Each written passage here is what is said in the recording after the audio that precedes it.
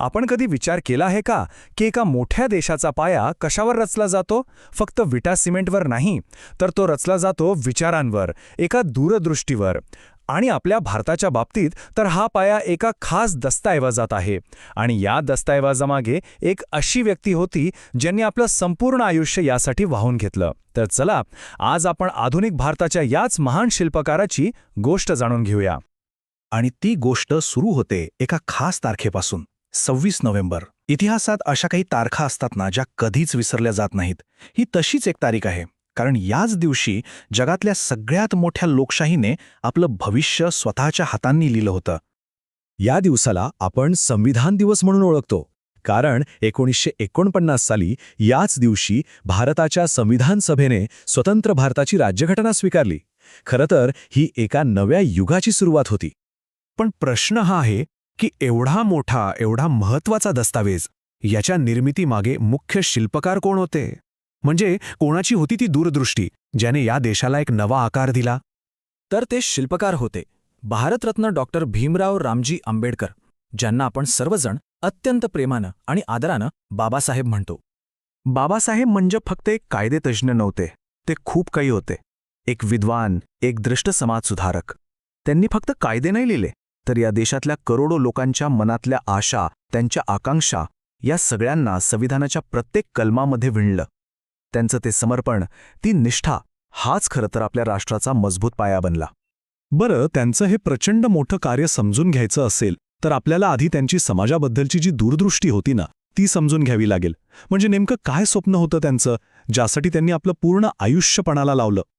Doctor आंबेडकरांनी एक असं भारताचं स्वप्न पाहिलं होतं जे 3 भक्कम स्तंभांवर उभं असेल: स्वातंत्र्य, समता आणि बंधुता. आणि हे फक्त शब्द नव्हते, अजिबात नाही. ही तर एका शोषणमुक्त समाजाची गुरुकिल्ली होती, एक फॉर्म्युला होता. आणि याच विचारातनं त्यांनी एक खूप महत्त्वाची गोष्ट सांगितली. ते म्हणाले होते की राजकीय लोकशाही तोपर्यंत टिकू शकत नाही जोपर्यंत तिच्या मुळाशी सामाजिक लोकशाही नसेल. बघा, किती खोल विचार आहे हा. त्यांच्यासाठी लोकशाही म्हणजे फक्त 5 वर्षांनी मतदान करणं नव्हतं, तर ती एक जगण्याची पद्धत होती, एक जीवनमूल्य होतं. तर मग नेमका फरक काय आहे या दोन्हींमध्ये? सोपा आहे. राजकीय लोकशाही म्हणजे काय, तर सरकार बनवण्याची एक सिस्टम. पण सामाजिक लोकशाही ही तर जगण्याची एक पद्धत आहे, एक वे ऑफ लाईफ आहे, जी स्वातंत्र्य, समता आणि बंधुतेच्या विचारांवर आधारलेली आहे. आणि हाच त्यांच्या विचारांचा आणि आपल्या संविधानाचा आत्मा आहे. पण हे इतके मोठे विचार फक्त पुस्तकांपुरते मर्यादित नव्हते. बाबासाहेबांना हे विचार प्रत्यक्षात जमिनीवर उतरवायचे होते. मग त्यांनी या तत्वांना कायद्याचं रूप कसं दिलं आणि त्यातून एका न्यायप्रिय राष्ट्राची उभारणी कशी केली? चला, हे पाहणं खरंच खूप महत्त्वाचं आहे. त्यासाठी त्यांनी संविधानाच्या माध्यमातून एक जबरदस्त ब्लूप्रिंट तयार केली. सगळ्यात आधी त्यांनी प्रत्येक नागरिकाला कुठलाही भेदभाव न करता मूलभूत हक्कांची गॅरंटी दिली. त्यानंतर शतकानुशतके चालत आलेली अस्पृश्यतेसारखी अमानुष प्रथा कायद्याने कायमची संपवली. एवढंच नाही, तर समाजातल्या वंचित घटकांना सक्षम करण्यासाठी, त्यांना पुढे आणण्यासाठी सामाजिक न्यायाची एक मजबूत फ्रेमवर्क तयार केली. आणि या सगळ्याचा पाया होता मानवी प्रतिष्ठा आणि एकमेकांबद्दलचा आदर. ही होती खरी लोकशाहीची पायाभरणी. ठीक आहे, हे सगळं झालं.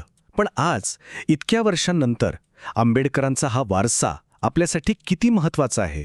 त्यांचं कार्य आजच्या काळातही तितकंच लागू होतं का, यावर विचार करायला हवा.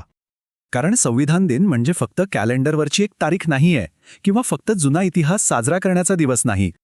तर तो एक रिमाइंडर आहे, आपल्याला आठवण करून देणारा दिवस, की संविधानात जी मूल्ये दिली आहेत ना, न्याय, स्वातंत्र्य, समता, बंधुता, ती जपण्याची जबाबदारी आपल्या सगळ्यांची आहे.